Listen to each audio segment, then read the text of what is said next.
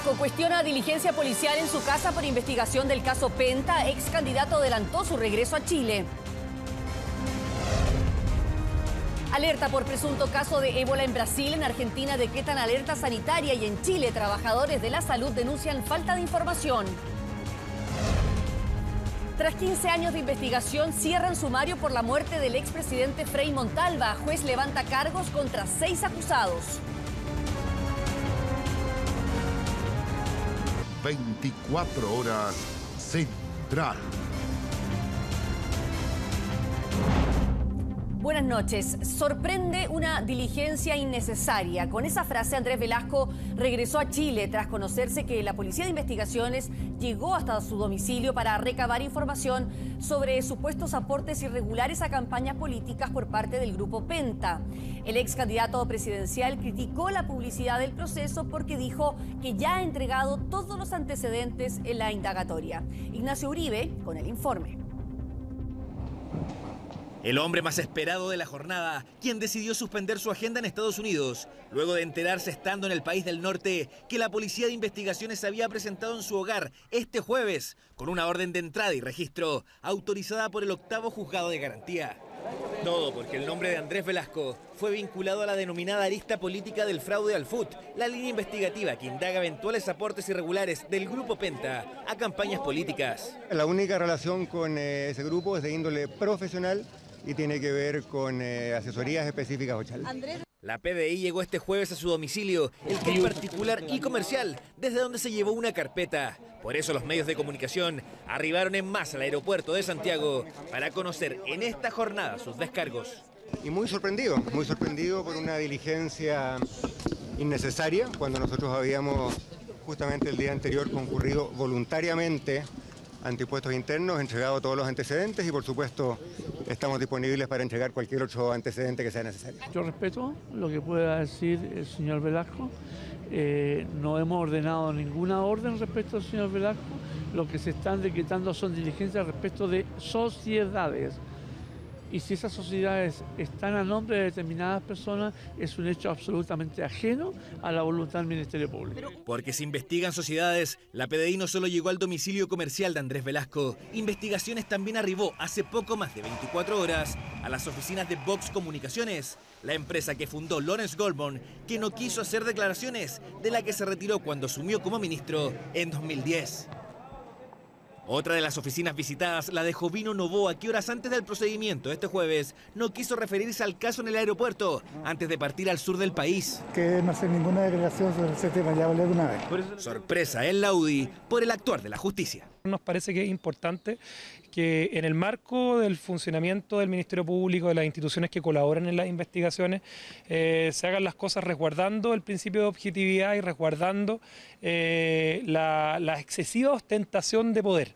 Ostentación de poder, dice la UDI. De las filtraciones se quejó Andrés Velasco. Nos sorprende, entre otras cosas, que en una investigación que se supone que es reservada, todos los antecedentes sean públicos y ha habido todo un debate sobre filtraciones y rumores y creo que esto tiende a confirmarlo. Sorpresa también causó que hoy se mencionara otro nombre que según medios de prensa estaría involucrado en el caso, el del ex candidato al Senado y actual ministro de Obras Públicas Alberto Undurraga, que molesto negó aportes irregulares desde Penta a la fundación que dirigió, la que se llama Ciudad Justa. Separemos las cosas.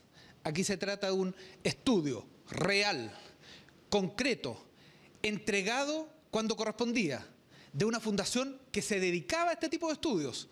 En febrero, varios meses después de la campaña, y además yo ya había renunciado. La verdad que no se pueden mezclar las cosas, estoy bastante indignado porque aquí se está jugando con la honra de las personas. 4 millones de pesos costó ese estudio, el que mostró al ministro junto a una factura fechada en febrero de este año. Todos los ministros cuentan con el respaldo del gobierno. Y respecto de los distintos antecedentes tendrán que ser analizados por las instituciones correspondientes. Así continúa esta investigación que podría durar varios meses, la que indaga el denominado fraude al FUT, la que tiene una arista política que hoy concentra toda la atención. Y 4.000 personas han muerto ya en todo el mundo víctimas del ébola. En América Latina, un paciente sospechoso de tener el virus en Brasil encendió las alarmas en la región. Pamela Morales tiene la información. Se transmite por contacto directo con la sangre, los líquidos biológicos o los tejidos de sujetos infectados. El video, uno de los tantos con orientación educativa difundidos por redes sociales, muestra el mecanismo de contagio mediante el cual también se habría infectado el ciudadano de Guinea de 47 años que viajó hasta Brasil, pasando por Argentina en calidad de refugiado. Hoy se encuentra aislado a la espera de los resultados de los exámenes. Deberíamos tener un resultado en un periodo de 24 horas. Si tuviéramos resultados antes de 24 horas, inmediatamente haremos público el informe del examen. Más de 8.000 infectados por el virus aparecen en el último balance de la OMS, donde al menos un 50% son víctimas fatales. El primer objetivo se llama Teresa Romero, es la única persona que está hoy en día, que sepamos, enferma. En segundo lugar, algunas personas que han estado en contacto con ella. Teresa Romero, la enfermera española contagiada, está estable pero grave. Es uno de los casos de contagio fuera de África y un emblema para los equipos de salud que exigen conocer protocolos de procedimiento adecuados para evitar bajas en sus filas. Los pacientes son separados en dos categorías. Material como este, elaborado y difundido por organizaciones como Médicos Sin Frontera, se han constituido en herramientas de orientación indispensable para el manejo de riesgo de los pacientes afectados o expuestos. El personal médico está en permanente riesgo de infección. Mientras, en Argentina, se levantó una alerta epidemiológica para prevenir el contagio. A partir de allí también se han disparado los distintos mecanismos de alerta para la detección de los casos correspondientes. La República Argentina, como único país de América Latina que tiene el dominio de esa tecnología, para detectar y analizar rápidamente los casos en 24 horas. De las 4.000 víctimas fatales por la enfermedad contagiosa, 233 son médicos o personal de salud de apoyo a las labores de atención de pacientes. Si esta semana, hoy día, llegara un paciente con ébola en Chile, ¿hay algún equipo que esté preparado? En este minuto no se ha hecho ninguna capacitación al respecto. Preocupados, los gremios de uno de los hospitales que en Chile actuaría como centro de referencia de casos sospechosos demandaron la pronta entrega de capacitación y recursos que hoy no existen en el complejo San Borja Arriarán, por ejemplo, advirtieron.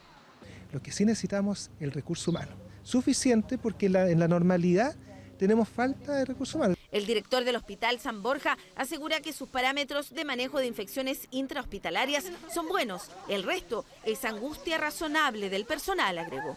Estamos muy preocupados de tener todos los recursos para que nuestros trabajadores estén absolutamente protegidos. El temor de los trabajadores radica en los mecanismos de contagio del virus ébola, uno que se produce por contacto con secreciones del cuerpo, donde tan solo una gota de sudor, saliva, vómito o cualquier otro fluido de una persona contaminada puede alcanzar el organismo de otro, en etapas en que ya se han presentado síntomas. Los síntomas del virus del ébola se caracterizan por un brusco aumento de la temperatura, gran cansancio, dolores musculares, cefalea y dolor de garganta. Los trabajadores piden material como estos, orientaciones especializadas y conocer los protocolos de uso de los equipos de protección. Y un delincuente murió al intentar asaltar una parcela en la localidad de Champa, en la región metropolitana. El dueño del predio se enfrentó a los delincuentes y mató a uno de ellos. ¿Será legítima defensa? Ricardo Olivares con los detalles. Me di vuelta, pasé bala y lo apunté también a él. Él disparó y yo también disparé. Con una de sus manos fracturada y contusiones terminó este hombre tras enfrentarse a 3 delincuentes que ingresaron a su parcela del sector Lomas del Águila en Champa. Su casa fue el blanco del atraco, pues los vecinos dicen que situaciones como esta son habituales en el sector. Lo distinto ahora es que Pablo Lavorier Ricky, de 70 años, decidió encarar a los ladrones. Este oficial en retiro del ejército disparó a uno de sus agresores en el tórax. El delincuente huyó y murió metros más allá, pero otros 2 se quedaron para golpearlo y arrebatarle el rifle con el que se defendió. Logran quitarme el rifle, salen corriendo. Y yo iba a perseguirlo y salió mi señora. Y me dice, y porque yo le grito, tráeme la 38, le dije. Tráeme la 38, un revólver 38. Los vecinos apoyaron el actuar de Lavorier. Dicen que han intentado organizarse, pero sin éxito. Temen que de continuar así, sigan siendo víctimas de los delincuentes. Hubo intenciones de hacer organizarse, de tener estos avisos de pánico, de alarma, de poner cámaras, pero nunca ha llegado a mayores, ¿no? Ahora uno lo único que piensa es armarse, por decir, pero es que también es arma de doble filo. Si es posible armarse, yo creo que para cuidarse, pues si uno aquí está alejada de todo, pues. Cristian Osvaldo Caru Romero, de 35 años, fue el delincuente abatido por el dueño de casa. ¿En algún momento imaginó que iba a tener que usar su arma definitivamente? No, nunca me imaginé. La justicia determinó que Pablo Laborié actúa en defensa propia. Ahora se recupera en su casa a la espera de la captura de los delincuentes que lograron huir y a que la seguridad en su sector mejore algún día. Y este sábado en la comuna de Santiago comenzará la consulta ciudadana que tiene en pie de guerra a los vecinos, a las autoridades y a los dueños de botillerías que se oponen a la reducción en el horario de atención propuesto por el municipio. La consulta busca además regular los estacionamientos y se juega el futuro nombre del Cerro Santa Lucía. Francisco Moreno con el informe. No va a terminar con las prácticas antisociales. Es una oposición férrea, no quieren que el actual horario de cierre de botillerías sea modificado. El aumento del clandestinaje es una medida absolutamente demagógica que solo promueve la ilegalidad. Existen unas 450 patentes de alcoholes en la comuna. Es una pérdida de dinero, una pérdida de recursos, una consulta que le falta mucha prolijidad. En esta consulta ciudadana se preguntará si los vecinos de las botillerías de la comuna de Santiago prefieren mantener los 4 horarios existentes o cerrar a las 23 horas de domingo a jueves y a la medianoche el viernes, sábado y las vísperas de festivos. Tengo 2 personas que trabajan acá, esas 2 personas las voy a tener que echar, porque esas personas trabajan de las 10 a las 3 de la mañana. El municipio no puede restringir horario de toda la comuna, sino que de ciertas zonas, como lo tenemos ahora. Entonces hay un problema de ilegalidad en la consulta. La alcaldesa defiende la medida. Que sin duda el tema de los horarios es un tema relevante, porque no es lo mismo que haya ruido frente a tu casa a las 11 o a las 12 de la noche a que lo haya a las 3, a las 4 de la mañana. Y por eso se hace la consulta. Son 6 preguntas. La consulta también aborda el problema de los vehículos mal estacionados. ¿Hay que sancionarlo exclusivamente con partes como ocurre en la actualidad o establecer adicionalmente un sistema de retiro con grúas en las zonas más afectadas? Me bastaría con los partes empadronados, amigo. Nada más, porque el retiro de vehículos ya sale más caro, la parte, más encima después la grúa, la molestia ir a buscar el auto. Así que me inclino por el parte empadronado. Y bueno, y hay sectores que obviamente se forma un taco tremendo y sí hay que sacarlos. El futuro de las bolsas de plástico en el comercio también se discutirá. El reciclaje y la disposición de la basura son otro de los puntos. Se consultará si prefieren contenedores en la calle o dejar las bolsas en la vía pública. Que pongan contenedores. Esa basura está hace 7 días acá. Mis tarros de basura acá están hace 5 días y nadie los saca. Este punto de la capital también será materia de definición. Los vecinos deberán optar si el cerro sigue llamándose Santa Lucía o debe cambiar por Huelén. No estamos de acuerdo con que se le cambie el nombre al Cerro Santa Lucía, porque es nuestra identidad. Habrá votación en línea en sedes comunitarias, establecimientos. En este proceso participarán los vecinos residentes mayores de 16 años. Los estudiantes, trabajadores y locatarios que se desempeñen en la comuna solo podrán emitir su opinión sobre algunos puntos. Aunque la última palabra la tendrán las autoridades, la votación se iniciará este sábado. La polémica ya se instaló. ¿Sabía usted que en Chile existe un registro nacional de ADN con la información genética de casi 50.000 condenados? Un convenio firmado con el FBI de Estados Unidos permitió ampliar la capacidad de comparar estas muestras. El nuevo sistema ya tiene ingresado el ADN de 27.000 reos, transformándose en una herramienta de gran utilidad para el éxito de complejas investigaciones criminales. Rodrigo Cid tiene los detalles. El sistema combinado de índice de ADN es un programa computacional que mantiene información genética de condenados, imputados, víctimas, evidencias y personas desaparecidas.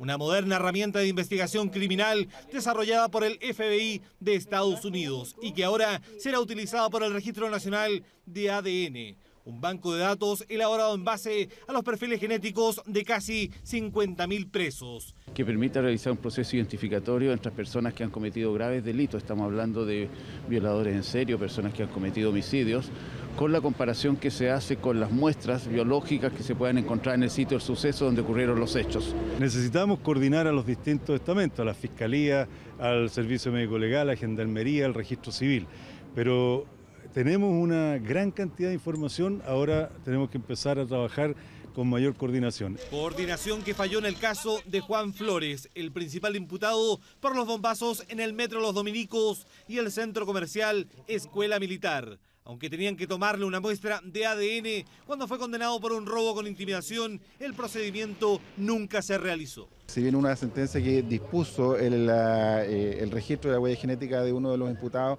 por un delito de robo con intimidación por el cual fue condenado, si ello hubiera ocurrido, hubiera permitido adelantar la identificación de las personas que hubieran participado en los atentados explosivos. Tenemos una mesa de trabajo. ¿Para qué? Para que estas situaciones las tengamos controladas y que si se produzca un delito y tenemos evidencia de alguna muestra que nos permita llegar más rápidamente al delincuente, lo estamos haciendo con toda la fuerza del mundo. Un registro nacional de ADN desarrollado en base a un moderno programa computacional y que entregará información genética de alta calidad para hacer más efectivo el sistema de persecución criminal.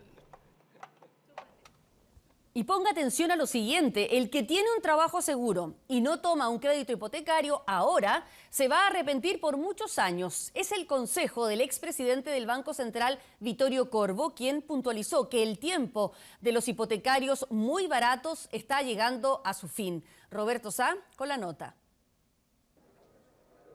Con la más alta tecnología partió la tercera versión del Salón Inmobiliario. Como la mayoría de los 170 proyectos presentes está en verde o en blanco, las empresas han recurrido a estos modernos lentes que permiten recorrer virtualmente un departamento que aún no está construido. Un piloto de un departamento que ahora está en blanco o que ahora está en verde, las personas ya no tienen que imaginárselo o no tienen que ir a una ficha. Otra constructora ocupa estas maquetas virtuales que permiten hacerse una idea de cómo será la casa o departamento ofrecido. Esto es una forma de que las familias se acerquen al proyecto, puedan conocerlo y entenderlo un poco mejor. La partida de este salón inmobiliario se da justo en momentos en que la desaceleración económica empieza a golpear al mercado de las viviendas nuevas. Entre enero y agosto, las ventas cayeron un 3,8%. No es una caída violenta, estamos en un volumen importante de ventas, pero la actividad ha ido cayendo. Sin embargo, los precios siguen al alza. En los últimos 12 meses, los valores de los departamentos han subido un 14% y las casas un 12% debido a la escasez de terrenos que hay en la capital. Pese a que estamos en un escenario de desaceleración, los precios van al alza y van al alza con fuerza. Entonces hay muchos clientes que están anticipando su compra. En el Congreso Inmobiliario que se hizo en paralelo a la partida del salón, el expresidente del Banco Central, Vittorio Corvo, sostuvo que el tiempo de los créditos muy baratos está llegando a su fin. El que tiene un ingreso relativamente seguro hacia adelante, si no toma un crédito hipotecario ahora, se va a repetir por muchos años. El mercado de los arriendos también se ha visto golpeado por la desaceleración. Como en años anteriores miles de chilenos compraron departamentos para invertir, la oferta disponible se disparó y ya no es tan rápido poner en arriendo una vivienda. Hoy día vemos que ha aumentado de forma importante el número de unidades en arriendo disponibles. Y además lo otro que hemos visto es que los precios de arriendo ya están comenzando a moderarse. El salón inmobiliario estará funcionando hasta el domingo en el Centro Parque del Parque Araucano con una entrada de 4.000 pesos y el sábado habrá venta nocturna hasta la medianoche donde las inmobiliarias prometen interesantes ofertas. Los médicos decían que debido a su grave enfermedad muscular debía usar una costosa silla neurológica. Pero como no tenían dinero, su madre usaba un coche para guaguas. Es la historia de Alonso, un niño de 7 años al que conocimos hace 3 meses, cuando era el centro de burlas y discriminación, pero que hoy ha cambiado su vida. Marco Fuentes, con su historia. Alonso tiene 7 años, edad suficiente para comprender que su cuerpo no lo llevará a los lugares donde juegan sus amigos, que su madre siempre deberá acompañarlo. Que las miradas y los comentarios en la calle no cesarán mientras utilice este coche para guaguas. Que me duele. ¿Te duelen las piernas? ¿Por qué te duelen las piernas? Porque no apoyo mucho el pie. ¿Sí? Sí. ¿Tienes una enfermedad? Duchenne. Duchenne. Sí. O sea, todos los niños no saben lo que él tiene. Entonces, de repente se ríen porque él anda en coche. No sé, pues lo molestan, porque no saben que él tiene una enfermedad.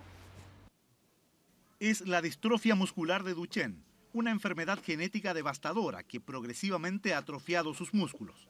Debe usar una silla de ruedas neurológica, indicaban los especialistas. Pero sin dinero, el coche era la única alternativa para esta familia de Las Cabras. Por lo menos, eso es lo que creían. La nota todavía no terminaba de salir en la tele y sonaban los teléfonos, no paraban de sonar. Pero finalmente fondos de la Intendencia de O'Higgins y del Ministerio del Interior cubrieron el valor de esta moderna silla neurológica con motor, que superó los 3,5 millones de pesos. La presidenta nos dio el mandato de que ojalá todos los niños tuvieran la mayor posibilidad de tener una mejor calidad de vida. Lo acompañamos a su primer día de clases en su nueva silla de ruedas. Usa batería. Cuéntame, Alonso, ¿qué es lo que más te gusta de esta silla? Que es cómoda. ¿Es cómoda? Sí. No sé, pues gracias por todos los que nos ayudaron, los llamaron. Incluso hasta ahora, hace poco, estos días, un caballero se comunicó con nosotros, preguntaba por el Alonso y todo, y le mandó un tablet de regalo. En estos 100 días, Alonso comprendió primero el significado de la palabra solidaridad, luego que hoy sí puede ir donde juegan sus amigos, y finalmente que las miradas en la calle no siempre incomodan. Qué felicidad, ¿no? Bueno, ya casi 6 meses del gran incendio de Valparaíso, cientos de personas que lo perdieron todo comienzan a dejar atrás toda una vida en los cerros. Recibieron sus viviendas nuevas, pero en otras comunas de la región. Mónica Holguín nos informa. Son las primeras 100 mediaguas en desarme. Viviendas de emergencia que brindaron un techo durante meses a quienes perdieron todo en el gran incendio de abril pasado en Valparaíso. Familias que hoy, a casi 6 meses del siniestro, comienzan a escribir una nueva historia en los que serán sus hogares definitivos.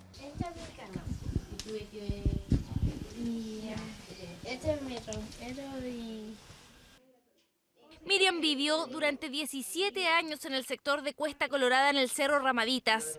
Estaba en Calama cuando vio por televisión cómo su casa se quemaba. Vi todo el procedimiento del incendio por la televisión y veo que está mi casa quemada después al otro día.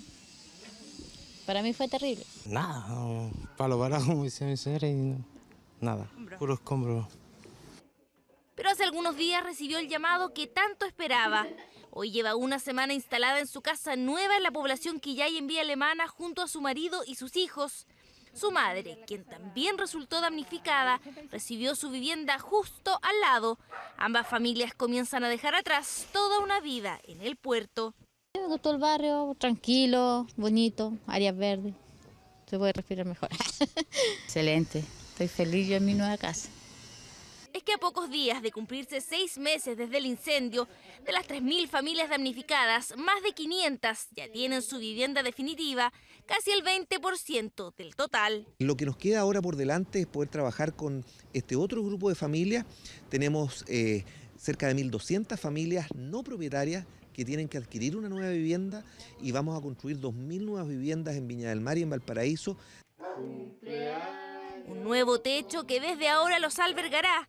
Si incluso Constanza pudo celebrar su 10º cumpleaños en casa nueva, el mejor regalo para esta pequeña niña después de meses de sufrimiento tras la tragedia.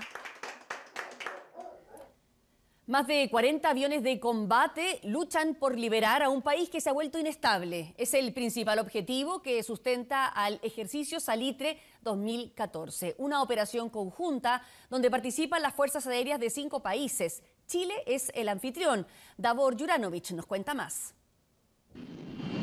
Desde el año 2009 que el polvo del desierto no se revolvía tanto como en estos días. Aviones de combate, de transporte, helicópteros y más de 800 aviadores del cono suramericano dan vida al tercer ejercicio Salitre, una muestra de despliegue conjunto en la que se simula el ataque a un país donde abundan los problemas de gobernabilidad y las violaciones a las libertades fundamentales. Finalmente esto no es una competencia, venimos aquí a operar, a simular una coalición que tiene que trabajar unida en pro de un mismo objetivo. Siendo aquí en el norte y no siendo muy poblado, nos permite operar a un nivel táctico, el cual académicamente todos conocemos, pero no necesariamente hemos podido explorar en el avión. Todo es simulado por las fuerzas aéreas de Argentina, Brasil, Uruguay, Estados Unidos y Chile, que luchan por liberar a un país denominado Budi. A futuro estos ejercicios podrían incluir a otros países americanos, siempre y cuando logren adaptarse a los altos estándares de la OTAN. Son bastante estrictos en términos de planificación, conducción, formatos, sistemas de comunicaciones. Además, todas las operaciones se ejecutan en idioma inglés. Cuando una fuerza aérea de la región diga yo estoy en condiciones de operar bajo este formato, desde luego que lo pueden hacer. La Fuerza Aérea del Perú o cualquier fuerza aérea de la región. Chile y Estados Unidos pusieron los F-16. Argentina trajo aviones A4 y Brasil los F-5. Pese a la baja inversión de su país en defensa y a tener solo 12 aviones de combate, Uruguay decidió sumarse por primera vez a estas operaciones conjuntas. Integrarse a una coalición es un tema de mentalidad y nosotros somos un país que siempre ha sido proclive a mantenerse abierto al mundo. Nuestro material de vuelo ya tiene unos cuantos años de uso.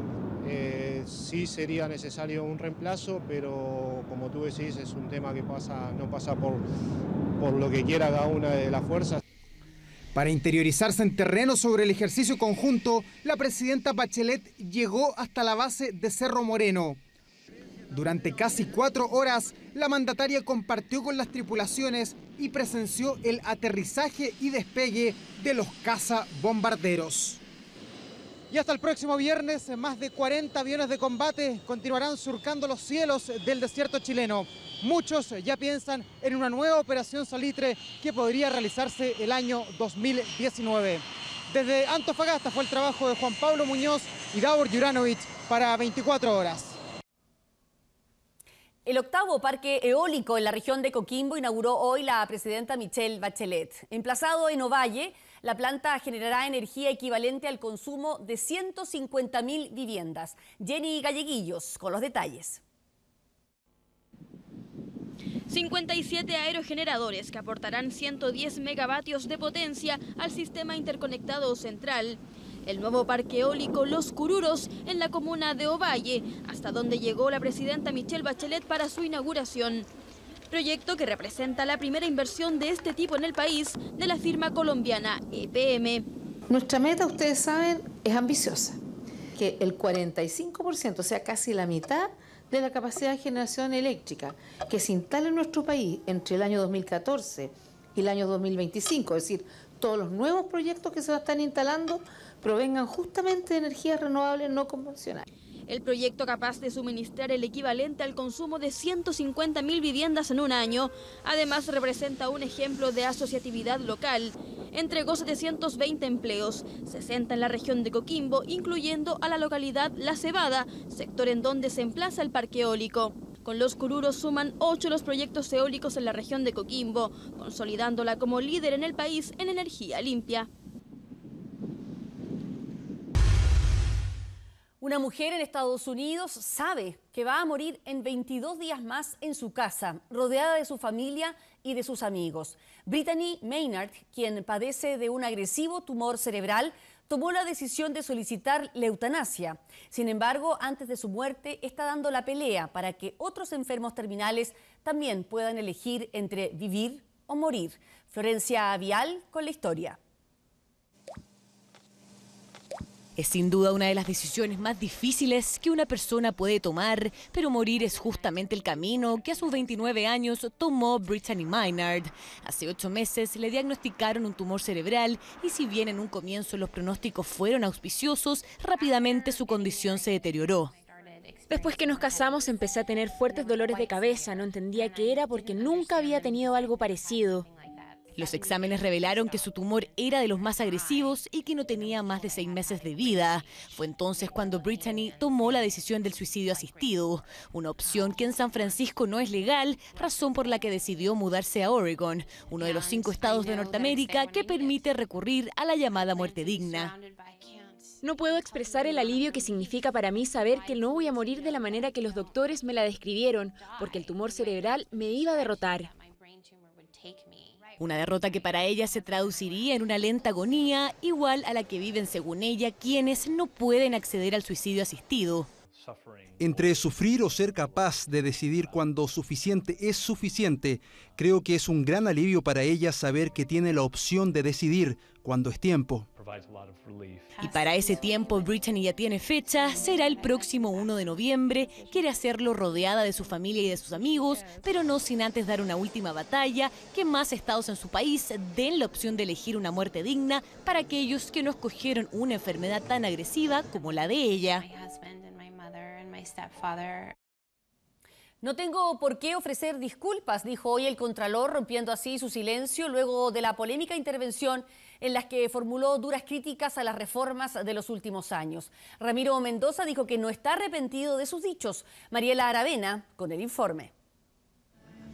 10 días después de formular un fuerte discurso que se interpretó como una crítica al funcionamiento de algunas instituciones y a las reformas que impulsa el gobierno, el Contralor Ramiro Mendoza se refirió públicamente a sus cuestionadas palabras. En dicha ocasión, ante alumnos de Derecho de la Universidad Católica, Mendoza señaló: hay un montón de cosas así inapropiadas o muy estúpidas en lo que está pasando en el último tiempo. Cada vez que el evangelizador puede decirle algo nuevo. Entonces, oye, una nueva constitución. Y estamos todos pensando en una nueva constitución. Después un evangelizador va a decir, fijemos los precios de los planes de salud, ya, fijemos los precios de los planes de salud. Palabras que fueron recogidas por un vespertino y que, según el Contralor, fueron sacadas de contexto. Discurso que no fue bien recibido en La Moneda, en donde se le pidió rectificar sus dichos. Por eso, este viernes, en un seminario sobre lobby que se realizó en la misma Contraloría, Mendoza hizo un alcance antes de intervenir. Estoy claramente en mi cargo de Contralor, sé que estupideces no voy a hablar. A la salida del seminario, el Contralor señaló que no están deterioradas las relaciones con el gobierno y que tampoco rectificaría sus palabras. Yo creo que no tengo por qué ofrecer disculpas. Yo creo que expliqué adecuadamente lo que pasó. Las disculpas son un correlato de arrepentimiento y yo creo que no estoy arrepentido por lo que dije en el contexto en que lo dije. Mendoza señaló también que sus palabras apuntaban a advertir la grave desconfianza que hoy existe en el funcionamiento del aparato estatal. En el gobierno declinaron comentar esta nueva intervención del Contralor. Con 6 procesados, el ministro en visita Alejandro Madrid dictó el cierre de la investigación por la muerte del expresidente Eduardo Frei Montalva tras 15 años de diligencias. Ahora las partes tienen 15 días para pedir la nulidad del proceso o solicitar nuevas acciones. Esteban Roa con la nota. Bueno, hemos dado la pelea y hoy día ya se cierra una etapa y vamos a seguir luchando hasta que se sepa todo. Fueron 15 años de una investigación que terminó con 6 personas procesadas por la muerte del expresidente Eduardo Frei Montalva. 2 de ellos como autores, 2 como cómplices y otros 2 como cubridores. Para mí ha sido un día duro, muy duro, porque han sido muchos años muy difíciles.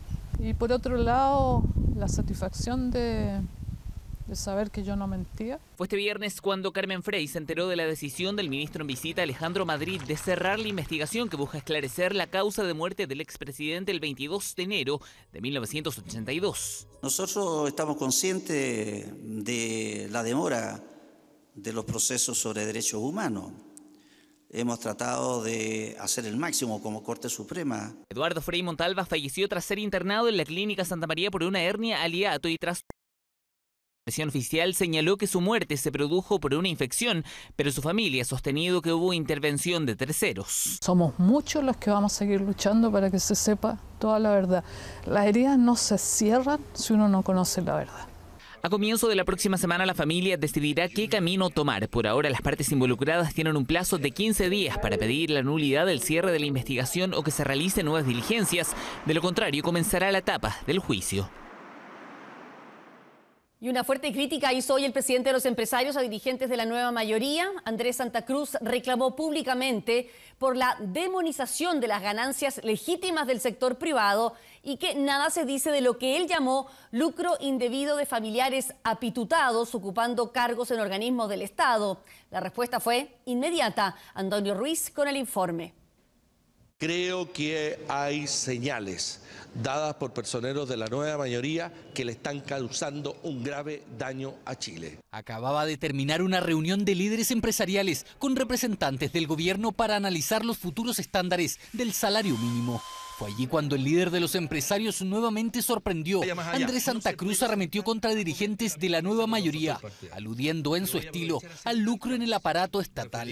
Cuando aquí intenta demonizarse el lucro, que es las legítimas ganancias, y eso se asocia con el sector privado, pero nada dice, cuando ellos lucran, nada dicen de cuando tienen gente apitutada o familiares trabajando en organismos del Estado y ahí lucrando indebidamente, de eso nada se dice. Cuando eso ocurre, sin ninguna duda, que la confianza del sector privado se deteriora. La figura no cayó nada bien en el oficialismo. La Moneda pidió cuidar el lenguaje y Osvaldo Andrade replicó también en su estilo. El señor Santa Cruz no representa un gremio muy importante en este país como para andar haciendo farándula.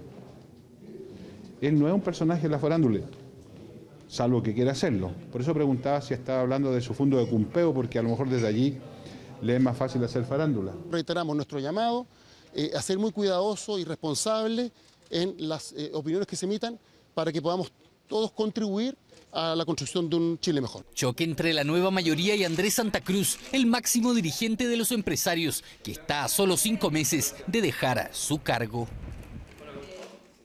Quedan solo 48 horas para que más de 6 millones de bolivianos voten por su próximo presidente. Pero las elecciones del domingo tienen ya un ganador indiscutido. Evo Morales está a punto de asegurar su tercer mandato. ¿Cuál es su fórmula para el éxito? Natalia López nos cuenta. Al ritmo de la música altiplánica comenzó la cuenta regresiva en Bolivia. Este domingo más de 6 millones de ciudadanos están llamados a las urnas, tanto dentro como fuera del país. Por primera vez se hará válido el voto en el extranjero, incluyendo también a los casi 14.000 bolivianos que viven en Chile. Me siento muy orgullosa de votar aquí como extranjera, ¿no? Porque yo siento votar, porque quiero a mi Bolivia. Si bien Evo Morales promete ganar por goleada, de todas formas hay otros 4 hombres que decidieron enfrentarse al presidente. Quien lo sigue más de cerca es Samuel Doria, un magnate del cemento que pretende replicar su éxito empresarial en el Ejecutivo. Las encuestas lo sitúan con un 20%, seguido por otro contrincante, Jorge Quiroga, quien prometió comerse su reloj si 6 de cada 10 bolivianos vota por Evo Morales. En los últimos lugares de los sondeos se encuentran un exalcalde de La Paz y Fernando Vargas, candidato por el Partido Verde. Sin embargo, todo indica que Evo será quien se quede con el sillón presidencial por tercer periodo consecutivo. Bolivia en esta década ha bajado su tasa de pobreza de más allá de 60%, a 40%. Este indígena de 54 años ha llevado a cabo importantes programas sociales dirigidos principalmente a niños, adultos mayores y a los más desvalidos. Asegurando otros 5 años en el gobierno, Evo Morales aún tiene desafíos: enfrentar el narcotráfico, la corrupción y dejar de ser la nación más pobre de Sudamérica. Deportes en 24 horas. ¿Qué tal? ¿Cómo están? Muy buenas noches. Una imagen que dio la vuelta al mundo. Luis Suárez, el delantero de Uruguay, mordiendo a Chiellini, el defensa de Italia, eso en la Copa del Mundo Brasil 2014. ¿Se acuerda? Bueno, Luis Suárez volvió luego de ese partido a vestir la camiseta celeste de su selección, un partido amistoso en esta fecha FIFA. Vamos de inmediato a ver las imágenes y este empate 1-1 entre Uruguay y Arabia Saudita. Ahí está, protagonista Luis Suárez con ese remate que da finalmente el balón en Hassan Muad Falatá. Autogol del jugador del Al-Shabab. Celebra Oscar Tavares, que renovó su contrato por otro periodo mundialista al mando de Uruguay. Y luego el minuto 44 del segundo tiempo, Naif Ahmed, el 1-1 en este duelo amistoso. Vamos también contra amistoso entre Corea del Sur y Paraguay. Victoria para la selección asiática 2-0. Kim Min-woo, que milita en el fútbol japonés, anotaba el 1-0 y en el minuto 32 del primer tiempo, Tai Hee, que juega en Qatar. 2-0, pierde Paraguay que va a jugar su próximo partido amistoso el martes frente a China. Y aquí estamos con México, que derrotó por 2-0 a Honduras. Javier Chicharito Hernández, el delantero del Real Madrid, ex Manchester United, anota el 1-0, derrotando ahí a Donis Escobar, el arquero de Honduras. Y nos vamos al minuto 37. Qué buen cabezazo de Oswaldo Alanís. Celebra la selección de Miguel Herrera con ese 2-0, esos duelos amistosos. Y vamos ahora con los partidos correspondientes en esta fecha FIFA a las clasificatorias para la Eurocopa. Vamos de inmediato con esas imágenes donde, por ejemplo, en este partido Chiellini las hizo todas, ¿sí? El defensor de la Juventus en la victoria de Italia por 2-1 frente a la débil selección de Azerbaiyán. Ahí está Giorgio Chiellini, minuto 44 del primer tiempo, anotaba el 1-0, celebración de Antonio Conte. Llegaba el 1-1, ¿quién es? Sí, autogol de Giorgio Chiellini tras el centro de Dima Nazarov. Y era un resultado sorpresivo. Mire, la débil Azerbaiyán empatando ahí en Palermo, en el estadio Renzo Barbera, 1-1. Pero quedaban, ahí está, 9 minutos para que finalizara el encuentro. Y Giorgio Chiellini, 2-1, gana a la selección de Italia en este partido válido por el grupo H de estas clasificatorias para la Eurocopa 2016.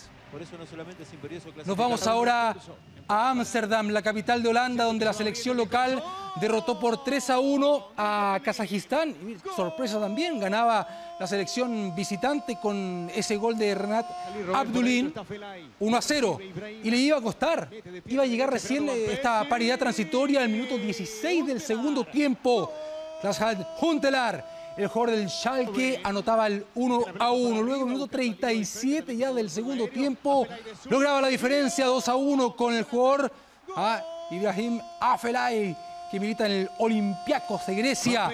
Y en el último minuto va a llegar esta falta de Abdulin sobre Van Persie. Sanciona Mate Hug, árbitro de Eslovenia. Me parece clara la falta, iba a ser Robin Van Persie, el jugador del Manchester United, quien decreta el 3-1. Próximo partido de Holanda el lunes frente a Islandia. Y aquí estamos con Bélgica, que derrotó 6-0 a la selección de Andorra. Claro, mostrando la clara diferencia, el disímil que son ambos fútbol, claramente. Y aquí está Kevin De Bruyne desde lanzamiento penal, jugador del Wolfsburgo, logrando el 1-0. Y va a ser el propio jugador que en el minuto 34 del primer tiempo anote el 2-0. Una selección claramente amateur de Andorra, pero bueno, juega también estas clasificatorias en la UEFA. Nasser Chadli, jugador del Tottenham, minuto 37 del primer tiempo, ahí en el estadio Rey Balduino de Bruselas, ante 40.000 personas, el 3-0. Y en el segundo tiempo, minuto 14, Divock Origi, que está en el fútbol francés, lograba el 4-0. Luego, minuto 20, y va a aparecer la figura de Damian Mertens, quien milita en el fútbol italiano, específicamente en el Napoli, para anotar el 5-0. Y luego va a ser el propio jugador quien en el minuto 23 de esta segunda etapa anote el 6-0. Y el próximo partido de Bélgica es el lunes frente a Bosnia-Herzegovina. Y a propósito de estas clasificatorias para la Eurocopa 2016, cuestionamientos y críticas recibe la selección de Vicente del Bosque. España, que recordemos, ayer perdió por 2-1 frente a Eslovaquia con un muy mal partido. Sí, se centran las críticas en el arquero del Real Madrid, Iker Casillas. Ojo, toque, Cuca al arco. ¡Ah! Iker, gol. Iker de mi vida, ¿qué hiciste, Iker?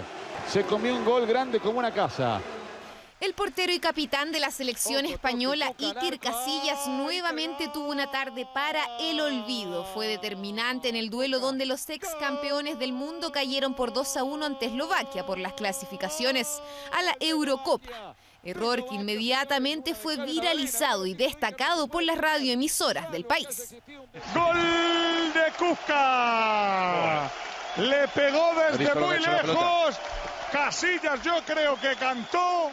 Casillas cantó. Es el término utilizado en la jerga española para decir que el portero se comió un gol. Fue una grave falta del meta madrileño que los fanáticos no perdonaron.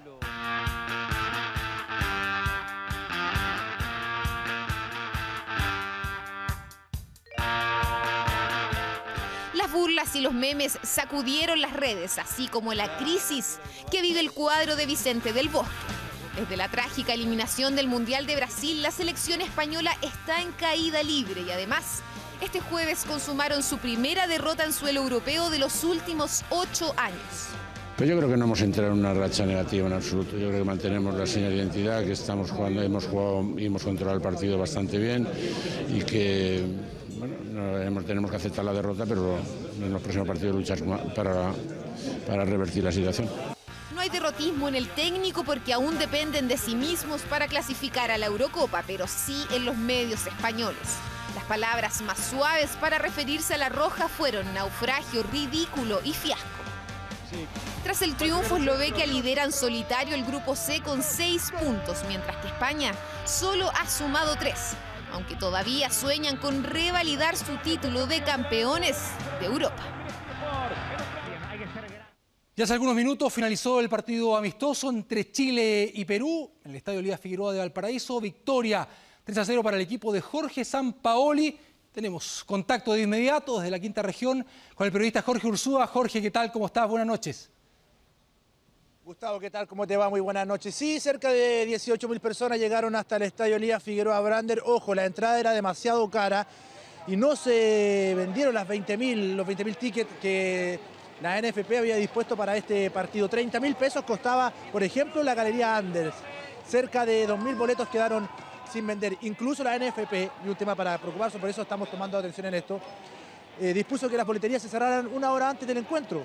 Y sin embargo no se pudo vender la totalidad del estadio acá en Playa Ancha. Triunfo de Chile por 3-0, 2 goles de Eduardo Vargas, 1 de Gary Medel, que ojo salió lesionado tras recibir un fuerte codazo. Dicen que se le soltó una pieza dental y además sufrió un corte en su lengua y es quizás baja para el partido que tenga este martes la selección en Coquimbo ahora con Bolivia. Un buen partido de la selección nacional, la gente se fue conforme, todo tranquilo, todo normal. Ahora nos vamos a la conferencia de prensa del técnico de la selección nacional, Jorge Sampaoli, para ver y analizar este triunfo de Perú. Volvió la selección nacional a jugar acá al Elías Figueroa después del 4 de junio, el último partido antes de viajar a Brasil, al Mundial de Brasil 2014. Hace exactamente 5 minutos finalizó el encuentro, buen triunfo de la selección nacional. Esperamos las reacciones porque en cualquier momento retomamos el contacto. Por supuesto, las siguientes ediciones de Canal 24 Horas y también, por supuesto, de Medianoche, donde tenemos todas las reacciones y principalmente la reacción de Gary Medel para saber cuál es el real efecto que tuvo el codazo que recibió. Dicen que casi pierde una pieza dental y se cortó la lengua, por lo tanto tendrá, algunos dijeron que una cirugía mayor de Gary Medel. La única incidencia que pasó en este partido, lamentablemente, es la defensa de la selección nacional, Gustavo. Perfecto, Jorge. Ahí estamos entonces a la espera de la conferencia de prensa y saber lo que le ocurrió a Gary Medel. Muchas gracias. Claro, Mónica, en un partido también con un dato muy relevante porque Claudio Bravo, el capitán de la selección chilena, logró jugar su partido 85 por la selección chilena. Es el futbolista con más encuentros que tiene por la selección chilena. Pasó ahí un partido a Leonel Sánchez. Así es, un partido que él decía era importante pero que quería seguir, tenía mucho por delante todavía. Tú lo entrevistaste esta semana. Sí, nos vemos. Que gracias, chao. Buenas noches. Y vamos a una noticia muy linda. Esto no es el fin, sino el principio, dijo la valiente Malala. Ella es una joven de 17 años que se transformó en la ganadora más joven del Premio Nobel de la Paz por su lucha en favor de los derechos de los niños, especialmente el de la educación. Un premio que comparte con otro activista indio, el cual ya está pensando en trabajar junto a ella en un proyecto destinado a acabar con la explotación infantil. Magdalena Garrido nos cuenta más. Siendo solo una adolescente, Malala se transformó en sobreviviente de un ataque talibán, escritora e ícono de la lucha por la educación femenina. Hoy, con 17 años, es la persona más joven en ganar el Premio Nobel de la Paz. Por su lucha contra la opresión de la gente joven y por el derecho de los niños a la educación. Pero el comité no solo la destacó a ella, el premio también es para el activista indio Kailash Satyarthi, quien lleva más de 30 años combatiendo el trabajo infantil. Es un honor no solo para mí, sino que para todos aquellos que luchan contra la explotación de los niños alrededor del mundo. A muchos no los conozco, pero hay miles de personas que sacrifican su tiempo y vida por esta causa. Hacer valer los derechos de los niños es la misión que comparte con Malala, pakistaní que hace 2 años recibió un disparo en la cabeza cuando volvía a su casa desde la escuela. La misma que el 2009 empezó a escribir un blog para la BBC donde contaba la vida bajo el régimen talibán. Hay que enseñarle al mundo que una mujer no debe ser una esclava y que tenemos el poder de ir más allá en la vida. No solo debemos ser madres, hermanas o esposas, una mujer tiene una identidad y debe ser reconocida con los mismos derechos que un hombre. Nada fácil es la pelea de esta joven que vive refugiada en el Reino Unido porque sobre ella aún hay amenazas de muerte si vuelve a su país natal. El premio muestra que siempre los jóvenes podemos hacer más de lo que nos mandan. Somos capaces de cambiar la historia. El Nobel para Malala y Satyarthi, 2 países y 2 religiones históricamente enfrentadas que destacaron sobre otros 278 candidatos, demostrando que es posible la unión y tolerancia cuando se lucha por una buena causa. Gran trabajo el de esta niña, Malala, y muy valiente también. Y una millonaria indemnización recibirán los padres de una niña de la ciudad de La Serena. Su hija nació con severos daños cerebrales por culpa de la mala atención médica recibida al momento del parto. La nota es de Antonio Retamal. Ilona Heckersdorf daría a luz en el Hospital de La Serena el 30 de marzo de 2010. Aunque le extrañó la ausencia del médico tratante, nunca imaginó la pesadilla que viviría en ese recinto de salud. Era la semana 40 de embarazo y el momento de dar a luz era inminente, pero Ilona no tenía contracciones. La matrona tomó la decisión de inducir el parto tras asegurarle que la bebé estaba en posición. Si no se pudo a las 5 horas, me hubiesen avisado que la Antonia no estaba encajada, porque eso me lo dijeron al final. Me hubiesen dicho mejor, hay que hacer una cesárea, yo no me iba a oponer. A esas alturas, los dolores eran insoportables para la madre. Y la segunda vez que me pusieron anestesia, no pudieron compensarle los latidos a Antonia. El monitoreo empezó a sonar y ella ya estaba con una bradicardia. Los latidos cardíacos estaban bajando. Ante la emergencia, el equipo de salud decidió practicar una cesárea de urgencia. Cuando empezaron todos a correr, ahí uno se da cuenta que las cosas ya van, no pintan muy bien. Y ahí dijeron hay que irnos a pabellón, a hacer una cesárea de urgencia. Trató de conseguirse oxígeno en un tubo y no hubo respuesta y a mí me llevaron a pabellón sin oxígeno. Mientras Antonia experimentaba las primeras complicaciones en el vientre, sus latidos disminuían. Llegamos a pabellón, creo que estaba ocupado con otras urgencias. Hay pabellones, pero no había personal. La cesárea no tardó más de 15 minutos, pero Antonia nació con claros síntomas de asfixia. Yo entré a la cesárea y la vi cuando la sacaron y era como un trapito morado. La menor, que ya cumplió 4 años de vida, presenta daño irreversible en su función cerebral y motriz, además de complicaciones renales y hepáticas. Aunque tardaron, los padres decidieron demandar al Hospital de La Serena. A Ilona la trataron con total displicencia en el tribunal, o sea, en el hospital. Abusaron de su juventud, de ella y la de mi hermano. Le hicieron ver como que ella estaba equivocada, como que ella obró mal, y en ningún caso eso fue así. Dadas las condiciones que habían en ese minuto, no se le dieron las prestaciones oportunas o lo que regularmente recibe cualquier niño al minuto de nacer. El juzgado de letras de La Serena falló a favor de Antonia y sus padres, sentenciando el pago de 300 millones de pesos por indemnización. El Servicio de Salud apeló a la Corte de Apelaciones de la ciudad, la que no solo ratificó el fallo de primera instancia, sino que aumentó la indemnización a 410 millones de pesos, un fallo histórico que busca reparar en parte el dolor que han sufrido Antonia y sus padres. Bueno, de esta forma terminamos esta edición de 24 Horas Central, pero antes queremos invitarlo a algo muy entretenido esta noche. A las 22:05 viene el gran estreno de Adopta un Famoso, la nueva temporada que comienza con un capítulo en el que es protagonista Rafael Araneda. Así que no se lo pierda después de TV Tiempo, Adopta un Famoso. Que descanse y tenga un excelente fin de semana. Buenas noches.